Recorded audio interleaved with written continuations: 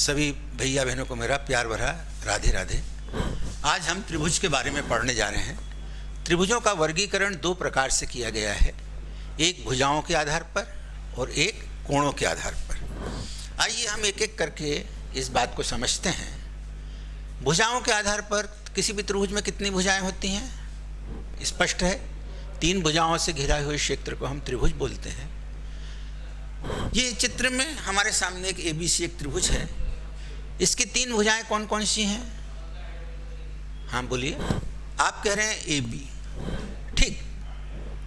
2 बिंदुओं को मिलाने से एक रेखा प्राप्त होती है। पर यदि मैं तीनों बिंदु एक ही लाइन पे ले लूं तो ये त्रिभुज नहीं बनेगा। तो त्रिभुज की अपनी परिभाषा हो गई 3 ऐसे बिंदु जो असंरेख हों, कोलिनियर हों। कोलिनियर ना हो, संरेखीय न हो, नॉन कोलिनियर हो। A, B और C 3 बिंदु ऐसे ले जो एक रेखा में स्थित नहीं हैं, इनको यदि हम मिला दें तो हमें एक आकृति किसकी प्राप्त होती है? त्रिभुज की। तो परिभाषा में आप लिख सकते हैं ऐसे 3 बिंदु जो एक रेखा में न हो, उनको मिलाने से प्राप्त आकृति त्रिभुज होती है। आइए, 2 भुजाओं को हमने 2 बिंदुओं को मिलाए तो हमें एक भुजा प्राप्त हुई। बताइए इस त्रिभुज में कितनी भुजाएं हैं? इस त्रिभुज में 3 भुजाएं कौन कौन सी हैं? एक AB भुजा, A और B बिंदु को मिलाने से प्राप्त। दूसरी भुजा B और C 2 बिंदुओं को मिला दिया तो दूसरी भुजा BC। तीसरा C और A बिंदु को मिला दिया तो तीसरी भुजा प्राप्त हो गई। इसको हम AB भुजा बोल सकते हैं या BA भुजा भी बोल सकते हैं। क्रम हम कैसा भी ले सकते हैं, या तो हम AB भुजा बोलें या BA भुजा बोलें, इसको BC भुजा बोलें या CB भुजा बोलें, इसको AC भुजा बोलें या CA भुजा बोलें, बात एक ही है। कितने कोण होते हैं यदि आपसे पूछा जाए तो किसी भी त्रिभुज में 2 रेखाखंड जहां पर मिलते हैं वहां पे वे कोण का निर्माण करते हैं। यहाँ 2 रेखाखंड AB और BC किस बिंदु पर मिल रहे हैं? B बिंदु पर। AB और CB या BC, ये दोनों रेखाखंड B बिंदु पर मिले तो B कोण का निर्माण कर रहे हैं। इसी तरह से आप कह सकते हैं BA रेखाखंड और CA रेखाखंड किस बिंदु पर मिल रहे हैं? A पे। A कोण A का निर्माण कर रहे हैं। इसी तरह से कोण C का निर्माण करने वाली जो भुजाएं हैं वो AC और BC हैं। तो किसी भी त्रिभुज में 3 शीर्ष होते हैं, 3 भुजाएं होती हैं, 3 कोण होते हैं।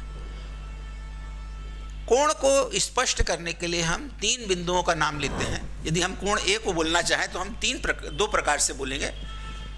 सामान्यतः जो बोलने का तरीका होता है अपन बोल देते हैं कोण A, पर यदि इस पे एक और रेखा कहीं जा रही है तो कोण A के कई मान हो सकते हैं। तो हम उन रेखाखंडों का जिक्र करते हैं जहां पर यह बिंदु मिलते हैं। तो हम कोण इसको बोल सकते, कोण A को क्या बोलेंगे? कोण BAC या कोण CAB। क्या हम बोलते हैं? कोण A को, कोण A, इसको हम क्या लिखते हैं? A बिंदु बीच में आएगा, कोण A बीच में आना है। हमने आपको इससे बताया कि कोण A तो ये बीच में आएगा। तो आप क्या लिखेंगे इसको? कोण BAC या कोण CAB, किसी भी तरह से हम बोलें, कोण BAC बोलें। A बिंदु जो कोण है वो बीच में रहेगा। हमेशा ख्याल रखें कि वो बिंदु बीच में रहेगा जो हम बोल रहे हैं।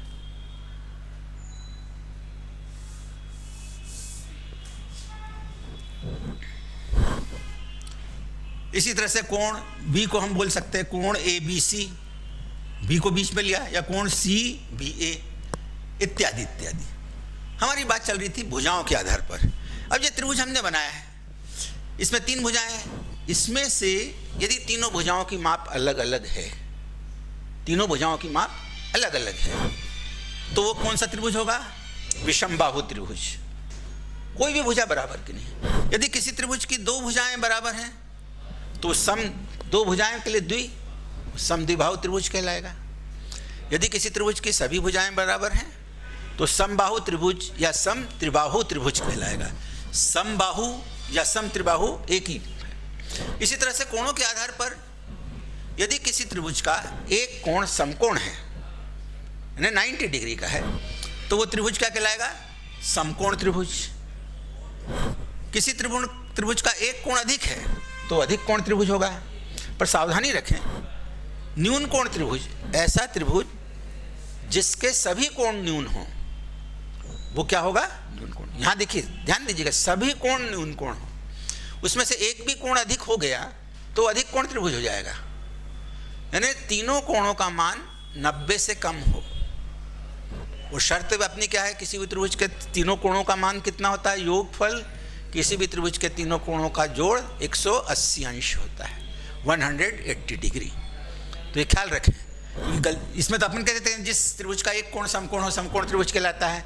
ऐसा त्रिभुज जिसका एक कोण अधिक कोण हो, अधिक कोण त्रिभुज कहलाता है। अभी इसमें आपने बोल दिया न्यून कोण त्रिभुज में, यदि किसी त्रिभुज का एक कोण न्यून कोण हो तो बाकी के दूसरे एक न्यून कोण हो गया, मान लो 10 का, तो दूसरे तो अधिक कोण हो ही गए।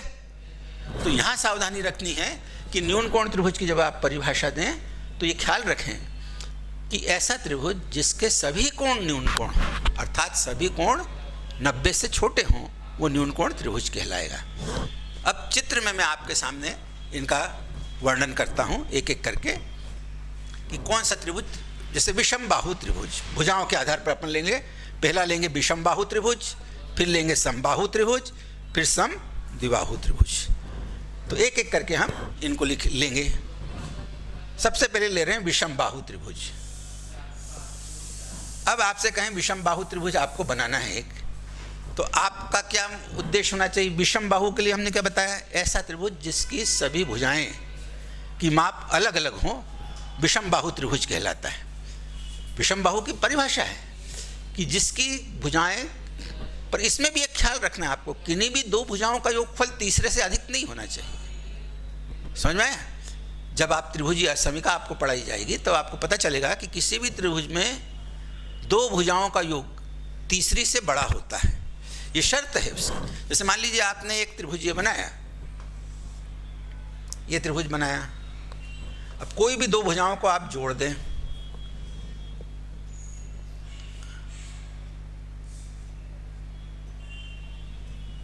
ये त्रिभुज है मान लो ABC। अब ए बी भुजा है आपकी, AC भुजा ले लें 3 सेंटीमीटर,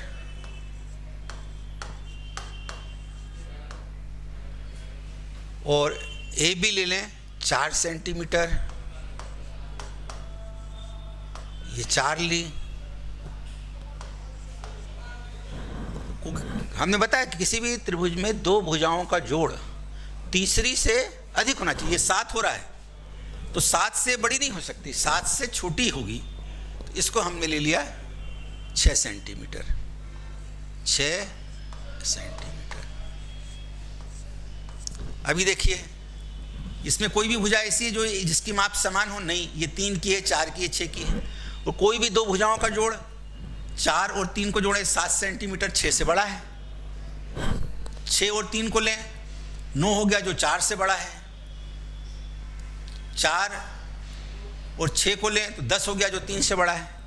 तो ये त्रिभुजीय असमीका में आपको ट्रायंगल इनइक्वालिटी में ध्यान देना है कि किसी भी त्रिभुज में दो भुजाओं का जोड़ तीसरी से अधिक होता है। तो त्रिभुज जब भी आपको कहा जाए कि विषम बाहु त्रिभुज एक आप खींचिए तो उनकी मापें सबकी अलग अलग रहेंगी, पर शर्त ध्यान रखना, ऐसा नहीं कि सबकी अलग अलग, इसका आपने ले लिया 3, इसकी 4 ले ली, 7 और इसकी ले ली 8, तो भी सही है। पर इसकी ले ली 3, इसकी ले ली 4, इसकी ले ली 5, तो 3 4 7 हुआ। 2 का इसको 8 ले सकेंगे क्या? नहीं ले सकेंगे, क्योंकि 8 से इसको छोटी ही रखना पड़ेगा। ये सबसे बड़ी सावधानी रखनी। दो व्यक्तियों की ताकत एक से तो कम ही होगी ना, तो इससे दो भुजाओं का जोड़ तीसरी से छोटा ही होगा। तो ये विषम बाहु का आपने लिया। अब विषम बाहु के बाद अपन आते हैं समबाहु पे।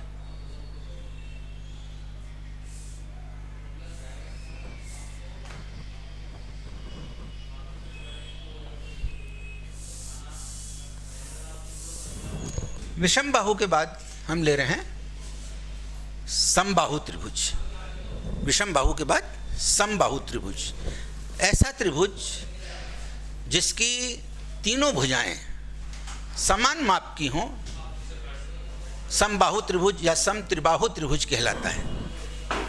सम बाहु, समबाहु त्रिभुज या इसी का दूसरा नाम है सम त्रिबाहु त्रिभुज। सम त्रिबाहु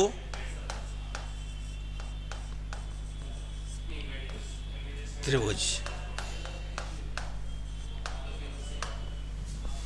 तीनों भुजाओं की माप बराबर।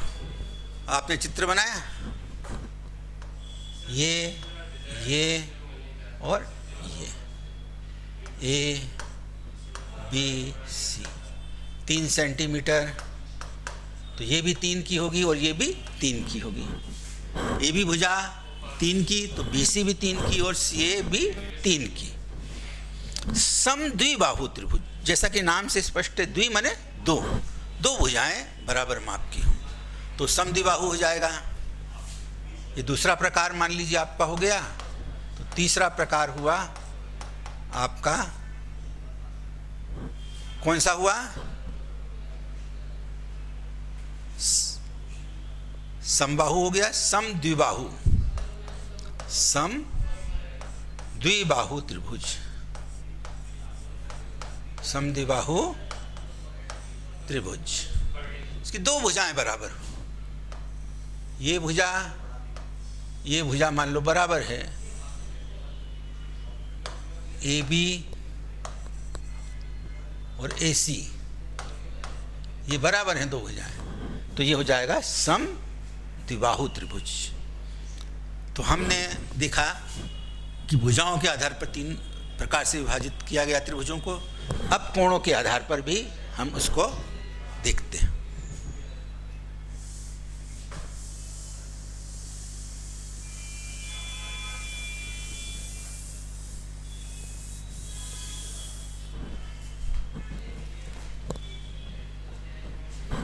कोणों के आधार पर अधिक कोण त्रिभुज, अधिक कोण त्रिभुज, एक कोण अधिक हो,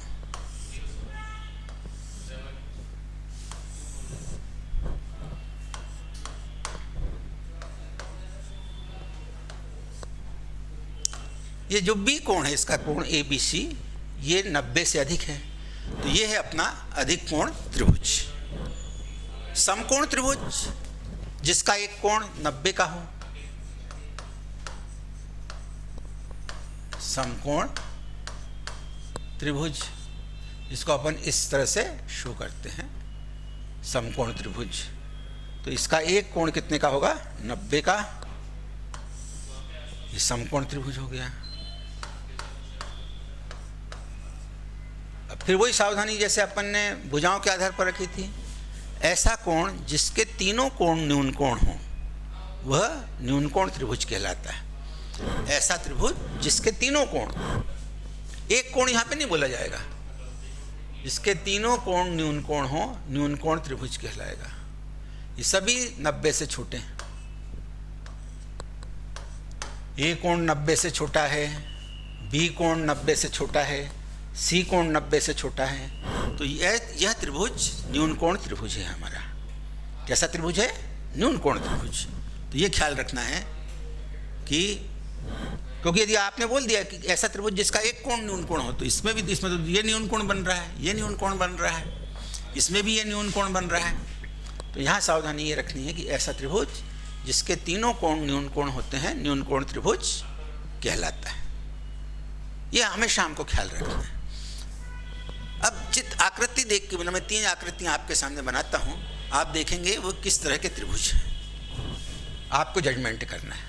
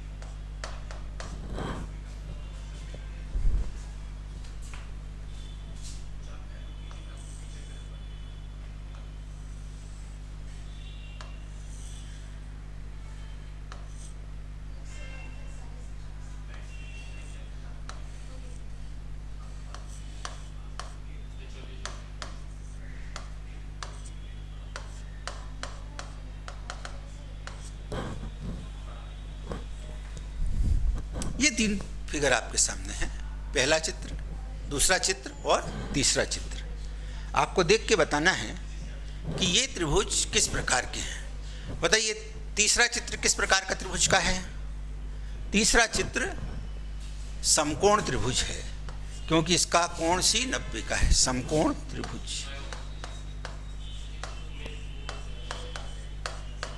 समकोण त्रिभुज। पहला कैसा है? न्यून कोण त्रिभुज। पहला त्रिभुज है अपना न्यून कोण त्रिभुज।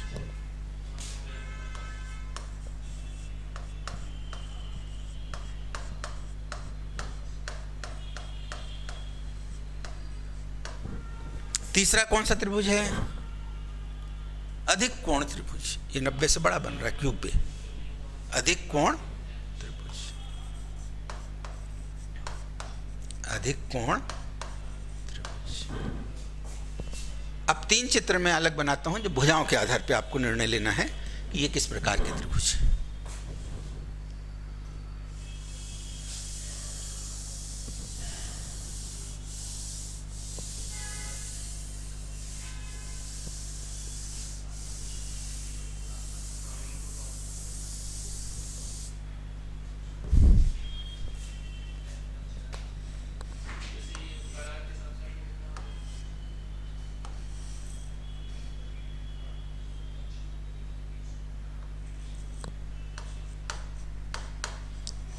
तीन सेंटीमीटर है ये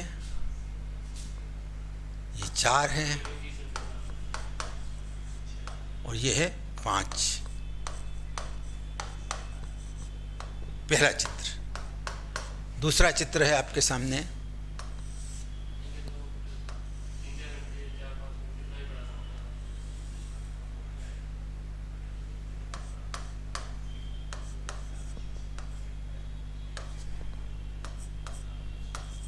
ये 5 सेंटीमीटर, ये 5 सेंटीमीटर और ये 4 सेंटीमीटर। दूसरा चित्र। तीसरा चित्र।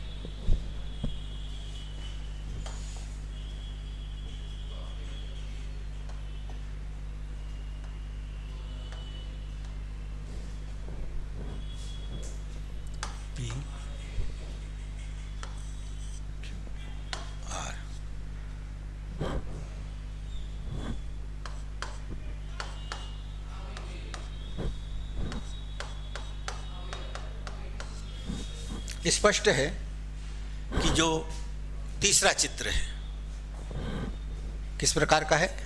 बहुत अच्छा आपने बताया। इसकी तीनों भुजाएं की माप बराबर हैं।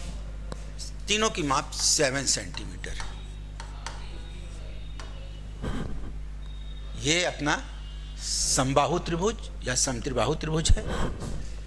दूसरा समद्विबाहु है। इसकी 2 भुजाएं AB और AC बराबर हैं, जिनकी माप 5 सेंटीमीटर है। समद्विबाहु तो ये है पहला विषम बाहु। इसकी सभी भुजाएं अलग अलग माप की। यहीं पे मैं अपना ये वक्तव्य समाप्त करता हूँ। सभी को अपनी मेरा जय श्री कृष्ण।